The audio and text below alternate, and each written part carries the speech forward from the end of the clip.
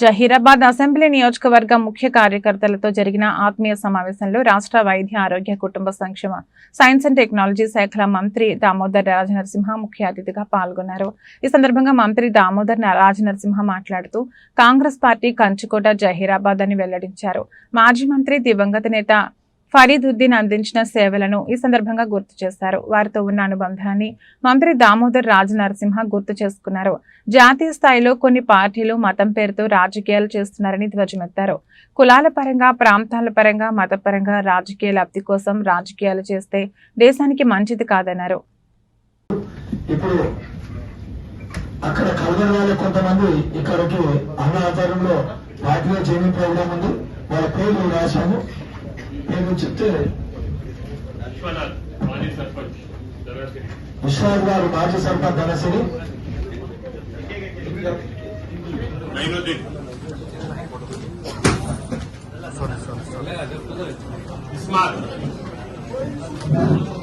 వినాయక్ రెడ్డి, అనిల్ గ్రామ పంచాయత్ మెంబర్, ఏ Mallikarjun, Veeresh Kumar mandal youth president గ్రామ Panchayat member,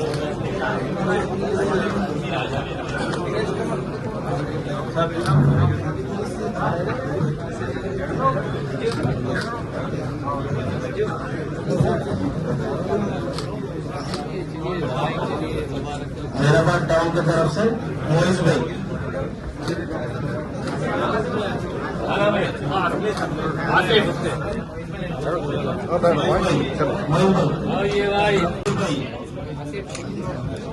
Shabir भाई,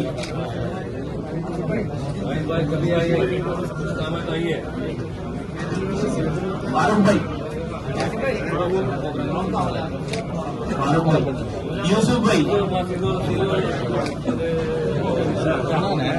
अनिल भाई, मौला भाई,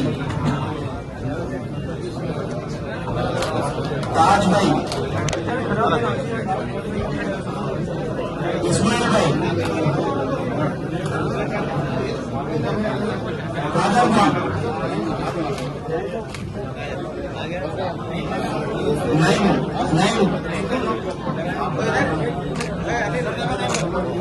PSS चेयरमैन गौस भाई, जरा सा नाम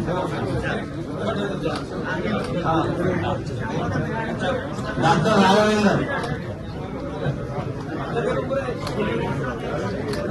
राजा भाई, फ्रूट्स कॉलर भाई, माजी काउंसलर काशीनाथ नगर, सीनियर नायकुలు జయలలిత सभी ने एक तो एकर नहीं है. మరి ఈ సమస్యలు ఎవరు పరిష్కరించాలి?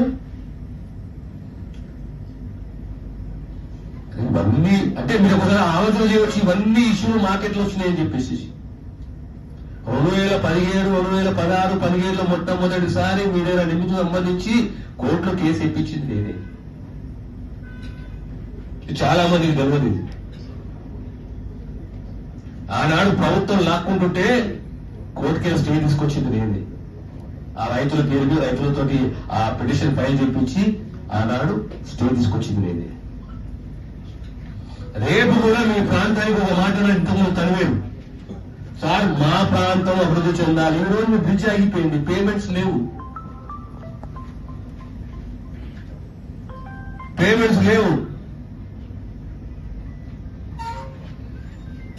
పొద్దున జైరాబాద్ పునర్వైభవం రావాలంటే ఖచ్చితంగా 2-3 ప్లాన్డ్ గా అంశాలు లేవనెత్తి పని చేయాలి. మీరు ఐక్యంగా ఉండాలి.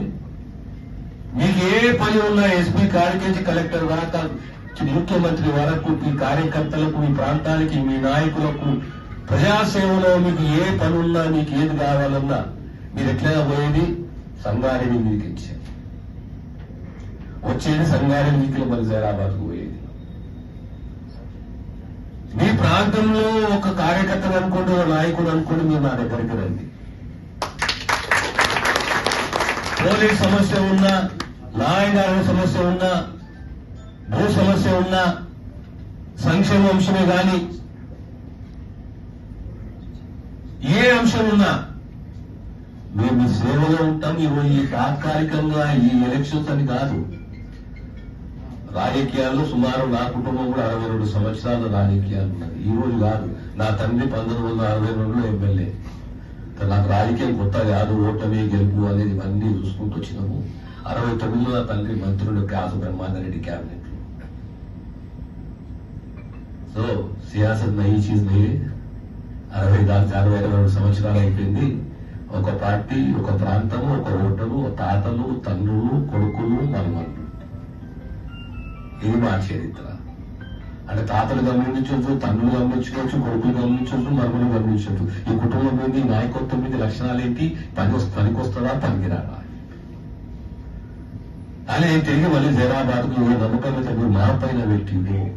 ప్రతి కాంగ్రెస్ కార్యకర్తని, ప్రతి కాంగ్రెస్ నాయకుడిని కాపాడుకునే బాధ్యత ఈ ప్రభుత్వాన్ని, ముఖ్యమంత్రి గారికి నాది. మనకు ఒక విస్తృత స్థాయి సమావేశం జైరాబాద్ లో ఏర్పాటు చేసుకొని 5-6 వేల మందితో సమావేశాలు ఏర్పాటు చేసుకొని మీకు ఎలాంటి అభద్రత రాబోయే ఎన్నికలలో, స్థానిక సంస్థ ఎన్నికలలో కౌన్సిలర్లు కానీ, జైరాబాద్ పట్టణ మున్సిపాలిటీ కానీ, ఎంపీటీసీ కానీ, సర్పంచ్ కానీ, ఎంపీపీ కానీ ఏది ఉన్నా మనము కూర్చొని మాట్లాడుకుందాం. ఎవరికి అన్యాయం చేసేది లేదు. బ్యాలెన్స్ చేసుకోవాలి. మాట ఇచ్చింది మాట నిలబెట్టుకోవాలి.